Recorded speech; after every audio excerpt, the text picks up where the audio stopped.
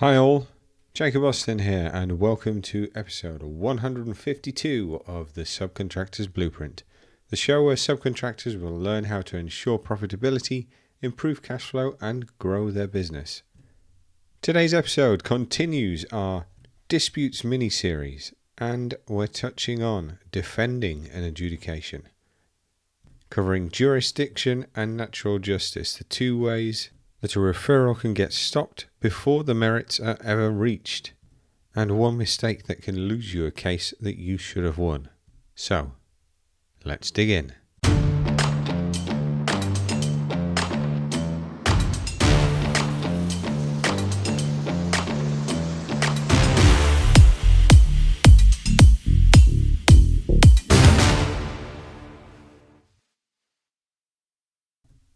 A notice of adjudication lands on your desk. Someone is coming to you for money that you haven't got, and you've got 28 days. And your first instinct is going to be to prove them wrong. But that's the wrong first instinct, because before you argue about who's right and who's wrong, there's one question that comes first. Are you even allowed to be here at all? So far in this series, you've been the one with the whip in your hand, picking the moment, building your case and firing the first notice. And today, we're turning it round because, sooner or later, you may find yourself on the other side of the table. And everything I told you in the mechanics episode about the first mover advantage is now pointing at you like a loaded gun. They've had months to build the case, index the records, get the numbers straight, and now you've got days to turn around your defence. That's the position you're in the second that notice lands. And it's not a fair fight. It was probably never designed to be one. And the money is real, because a decision against you binds immediately. That means pay now, argue later, working the opposite direction. Remember, if it goes against you, you pay. Then you can go off and argue it properly in court later, if you can face it, and if you can afford it. Most people never do. So that interim decision now becomes the answer, which means defending well is worth every bit as much as referring well, and arguably more because you didn't choose the timing. The hard truth, before I give you two defences, I've got to take something away from you first, because this is the belief that sinks more defences than anything else. The adjudicator got it wrong is not a defence. I'll say that again because everybody fights that. The adjudicator, if they misread your contract, if they get the law wrong, if they botch the numbers adding up the final decision, if they pluck a decision from thin air that any competent QS would tell you is an absolute nonsense, the court will still enforce it against you. That's not just me being dramatic. It's what the Court of Appeal said in the Carillion versus Devonport case, and it's about as settled as construction law gets. Adjudicators' decisions must be enforced even when they result from an error of procedure, fact or law. And we've seen it happen. Errors, more than one, enforced anyway.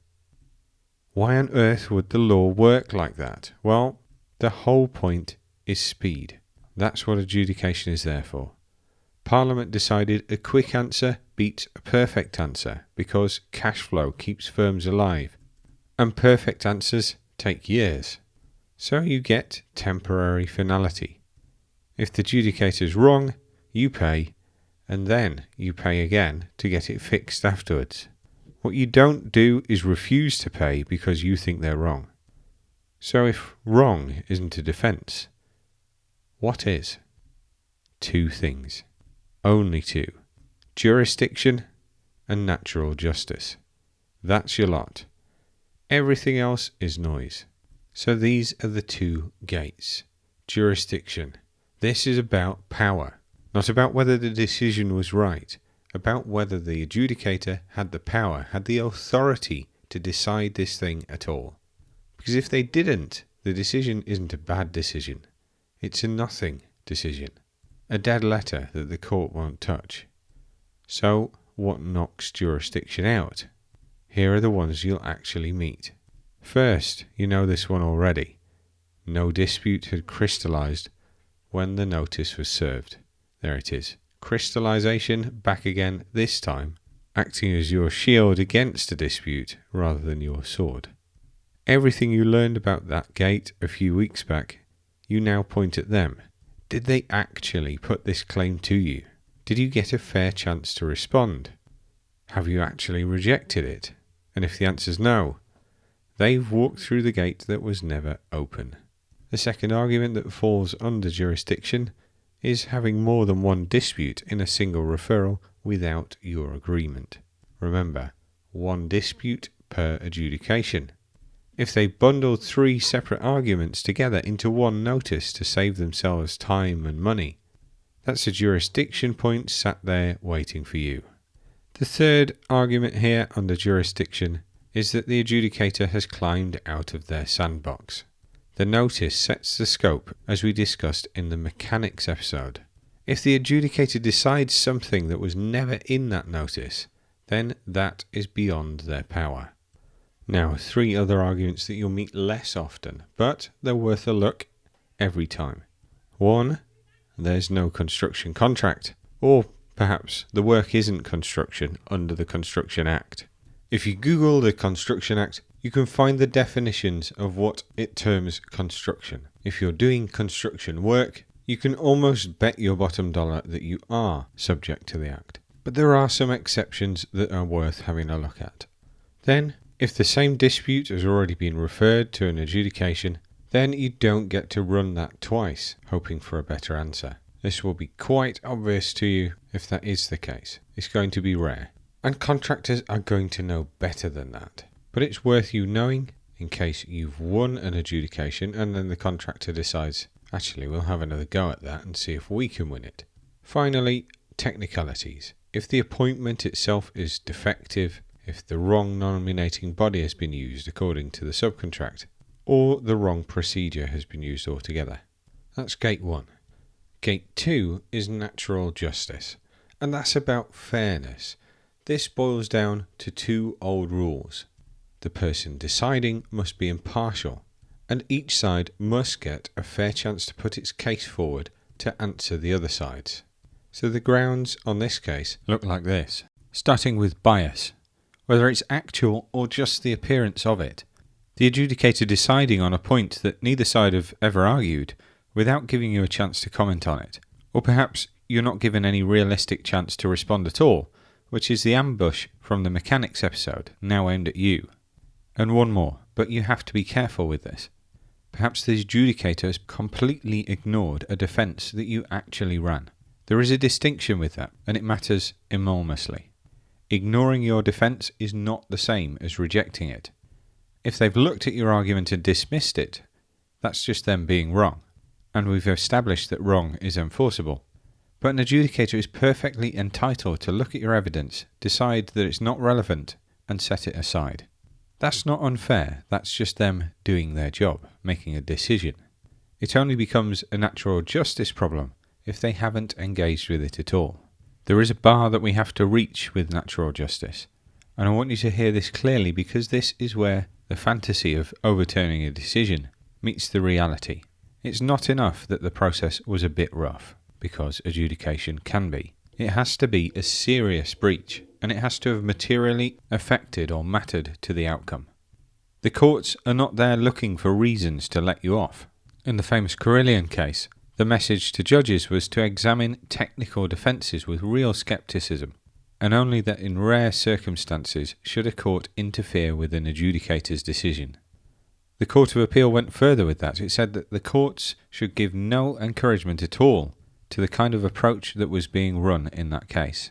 So yes, these gates exist and they're real, and when you've genuinely got one, they can win, but they are narrow, they're high bars to meet, and the court isn't on your side when you walk up to them. You have to have a very compelling argument. So anyone telling you that jurisdiction is an easy way out of a lost adjudication is selling you something. Now, speaking practically, you have to decide whether to use those gates at all. and you have to do it well. So if you take one thing away from today, then take this. If you think that the adjudicator has no jurisdiction, you have to say so, clearly, specifically, straight away and in writing. That's called reserving your position. And where you can throw that away is sticking it as a one-liner at the bottom of an email. We reserve all our rights. Job done, they think. But it's not job done. That line on its own can mean absolutely nothing and be worth absolutely nothing as well. The Court of Appeal has been really clear on this. A vague catch-all reservation, the sort that reserves your right to raise any jurisdictional issue at any time, whether you mention it before or not, can be completely ineffective. And it fails precisely because it's vague. If you knew or ought to have known about a specific objection and you didn't spell it out, you can't spring it on somebody later. And also, if the court decides that you've worded some reservation so broadly to try and keep every option open to you in case the case is lost, that won't fly either. And that makes logical sense when you think about it. The reason you're reserving your rights specifically is so that the adjudicator can actually look at your point and decide whether to carry on, and so that the other side can weigh up whether your objection has any merit. A vague reservation gives nobody anything to work with. It's not fair. It's not a real reservation. It's you hedging your bets, throwing in a one-liner just in case. And if you don't reserve at all, if you just roll your sleeves up and take part in the process, then you've waived your opportunity to it. It's gone.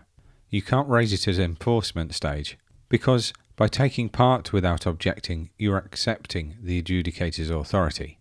So the rule is simple. State your reservations specifically, in writing, at the first opportunity. Name the exact grounds and say why. Because if you have got genuine reservations, you should be able to articulate them in a way that the other side understands. So where can this actually go wrong? We've had 2 pointers from me already and I'm not going to repeat those. Reserving vaguely or not reserving at all, allowing the gate to shut before you reach it. But here are 2 other points that cost people money. The first is a big one. Going all in on jurisdiction and never answering the merits. Just think that through with me. Your jurisdiction point probably fails, because most of them do. And when it fails, the adjudicator still has to decide the money. And if you've put nothing in front of them on that money, they decide it on the other side's evidence alone. You've handed away a walkover in a case you might have won on the facts if you argued them properly. The second way is ignoring it completely. Every so often, you will hear of somebody deciding that if they don't take part, it doesn't touch them. And that is plain wrong. The adjudication will run along perfectly happy without you. The decision comes out against you in full, and then it gets enforced. Sticking your head in the sand is not a defence, it's just a slower way of losing. Let's just put this in a scenario. Picture an M&E subby. A notice of adjudication has landed and the main contractor is coming after 180 grand. Alleged defects plus a delay. Now the subby reads it properly and spots something. The referral has bundled together 2 separate arguments into one. Firstly, the defects claim, and secondly, the delay claim. And critically, the delay claim has never once been put to them. It's appeared out of thin air. So there are 2 potential jurisdiction points sitting right there, more than one dispute, and no crystallisation on the delay. Here would be the wrong way to go about it. The subby's advisors go in full on jurisdiction. 20 pages of forensic examination arguing that there isn't jurisdiction, without a word on the defects or the delay. The adjudicator picks that up, considers it, and decides, no, I do have jurisdiction. So they turn to the money, and the only evidence in front of them is now the main contractors. That's 180 grand gone, on a job where defects evidence was actually strong. That's a self-inflicted injury. So now look at a better way to handle it. The same subby, same notice, day 1 they write, and they're specific. We object to jurisdiction on 2 grounds. 1, the referral is bundling 2 separate disputes together without our agreement. And 2, no dispute is crystallised on the delay claim because it's never been put to us. So we reserve our position on both. we take part under that reservation, we will reserve our rights to raise both at enforcement stage if necessary. And then, this is the whole point I'm making, they answer the merits in full anyway. Every defect commented on, priced if necessary with photographs and sign-off records, quality inspections and so on. The delay answered with their own contemporaneous records. The difference there is massive. If the jurisdiction point wins, then they're out and job done nice and easy. If it loses, they've still got a complete defence on the table, and the adjudicator decides the money on the actual evidence rather than by a walkover of the contractor's arguments. Also, because they've reserved their position specifically in writing on day one, if the decision still goes against them, they can run that jurisdiction argument again at enforcement. That is the same facts, the same notice, but two completely different outcomes. And the only difference is refusing to choose. It's answering the questions and stating their objections. So here's what protecting yourself looks like. It's a discipline that you need to have the day a notice lands. Read the notice and quite clearly know and understand the dispute that they're describing. What are they asking the adjudicator to decide? What are they asking them to judge and rule on? Then watch whether the referral stays inside that.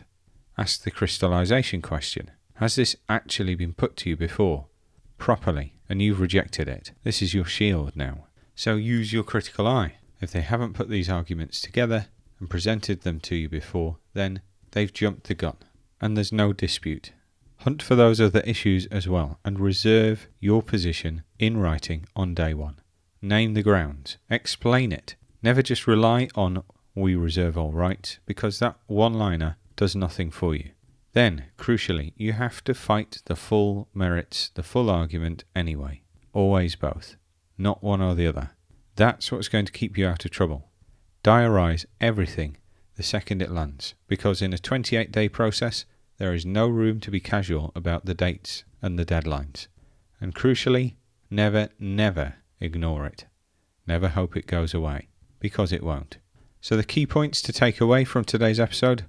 Firstly, the adjudicator got it wrong is just not a defence. Decisions get enforced even if they result from an error of procedure, fact or law. There are two gates that you can use to defend yourself from the whole thing. They're narrow, and they are jurisdiction, did they have the power, and natural justice. Was the process seriously unfair? As I said, both of these are narrow, and the courts are robust about it. Crystallisation is now your shield. If they never put the claim to you, and you've never rejected it, then they've walked through a gate that was never open. The statement, "we reserve all rights," can be worthless. Vague catch-all reasonings and reservations fail because they're vague. If you have reservations about the process, state them specifically, name the grounds in writing on day one. But if you don't state the facts quickly, you're waiving your entitlement to make that reservation, to raise them completely. And if you do have reservations, you have to state them and fight the merits in full. If you go all in on jurisdiction and lose the point, then the adjudicator decides the money on the opponent's evidence alone. And never, never ignore a notice. If it runs without you, the decision lands against you, it will get enforced, whether you took part in the process or not. So that's how you defend. Reserve properly and fight anyway. Next week, we'll follow the whole thing to the end of the road. Enforcement. The decision's landed, somebody's won. Hopefully that's you. But if the other side isn't paying, what actually happens? So we're visiting the Technology and Construction Court, and I'll show you how quickly a decision turns into a judgment, why pay now, argue later has teeth, and just how narrow the grounds to resist actually are. Every bit of that reservation discipline that we've talked about today is either going to pay off there or it's going to cost you. So don't miss it. I hope that's been useful for you. My mission with this podcast is to help the million SME contractors working out there in our industry. If you've taken some value away from today's episode, then I really need your help to share the show and pass that value on to somebody else who'd benefit from hearing it so that I can help as many people as possible. And thanks again for tuning in. If you like what you've heard and you want to learn more, then please do find us at www.subcontractorsblueprint.uk. We're also on all your favourite socials at Subcontractors Blueprint. And remember, miss the contract detail and the commercial risk falls on you. Thanks all. I've been Jacob Austin, and you've been awesome.